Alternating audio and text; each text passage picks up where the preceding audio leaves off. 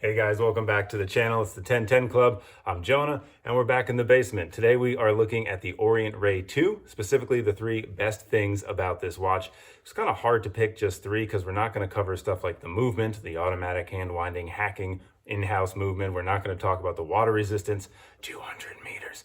But there are 3 things specifically, I think, that stand out about this watch. Now, it's not a new watch by any stretch of the imagination, but if you're like me, and we're holding off for really years, wondering whether or not it's worth it, hopefully by the end, you will have made your decision. Now, it's not all sunshine and rainbows. I will tack on some negatives at the end so we can have a more balanced overview of this watch. But let's jump in right now to the 3 best things about the Orient Ray II. The eagle-eyed amongst you may notice this is not the original bracelet, but as mentioned, we will save the negatives until the end. Let's start with the positives, and number 1 is the case. Great case dimensions, a 41.5 millimeter diameter, 47 millimeters lug to lug with a 22 millimeter lug width, and 13 millimeters thick. But let's focus on the thickness because that is actually my favorite part. It's how thin this profile is despite the number of 13 millimeters. For comparison, let's bring in the Seiko SKX. The SKX is 13.5 millimeters thick versus 13 here on the left, but how much chunkier does this SKX look? Orient does a great job of disguising the thickness, and it really sits beautifully on the wrist because of that. It's really down to the underside of the watch because the case back is angled in. So it is thicker down in the center, but because of that angle, when it sits on your wrist and you look at it in side profile, it really does appear thin. The side and the front, so it's really graceful.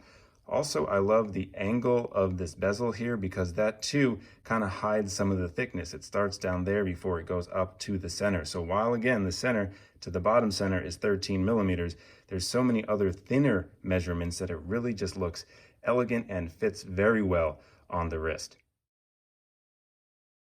Now, number 2 is going to sound simple. It's the Loom. And you might be wondering, why am I skipping over this gorgeous dial, the applied indices? Look at that blue, the light blue, the inky blue, the way it plays with the light.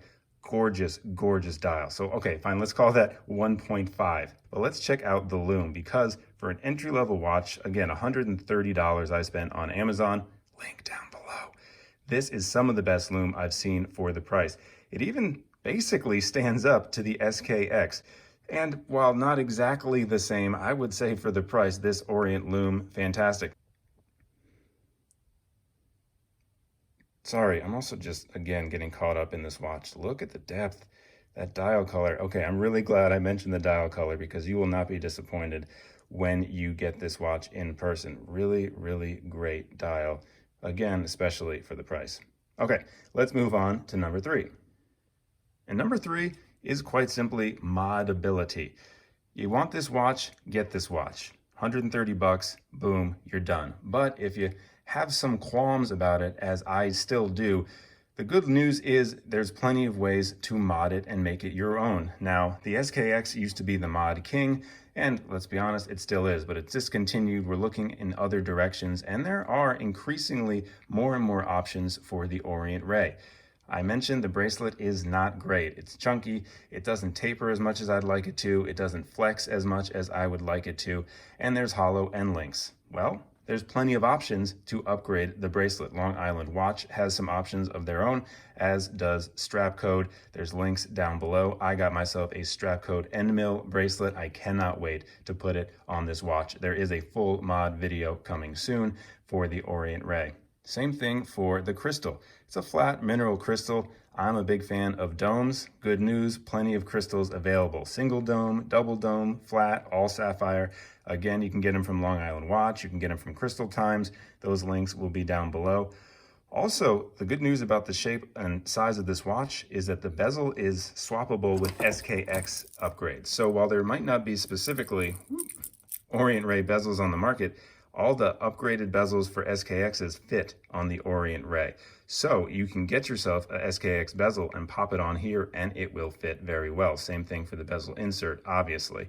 So you can get yourself an upgraded crystal, bezel insert, bracelet, everything for the Orient Ray so you can make it exactly how you want it. Now, when I got this SKX, I had some dreams of modding it, but I'm happy with my decision to leave it completely stock.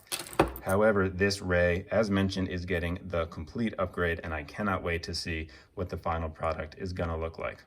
The negatives for me is the bracelet for sure. That's why you don't even see it here. The flat mineral crystal, what are you gonna do? It's $130, but again, you can upgrade it. And the bezel, that is the last thing that I think can be considered a negative. While I love the slope of it, it is hard to turn sometimes, depending on how slippery your fingers are.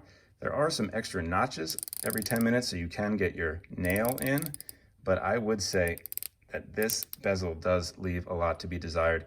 Same thing for the crown. Signed crown, however, it is on the smaller side, so if your hands are wet at all, I'm trying my hardest, there it goes. It is hard to unscrew, and then also to get it back in.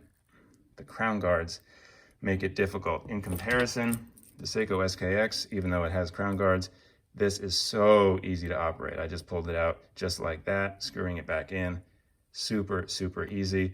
So those are some things that you can't necessarily do everything about. Yes, I'm getting a new bracelet. Yes, I'm getting a new bezel, but the crown, again, it's hard to get in. If you have bigger hands like I do, see, I'm just gonna wait to the end of the video when we're done to get it back in. Can be difficult. Hopefully this was helpful.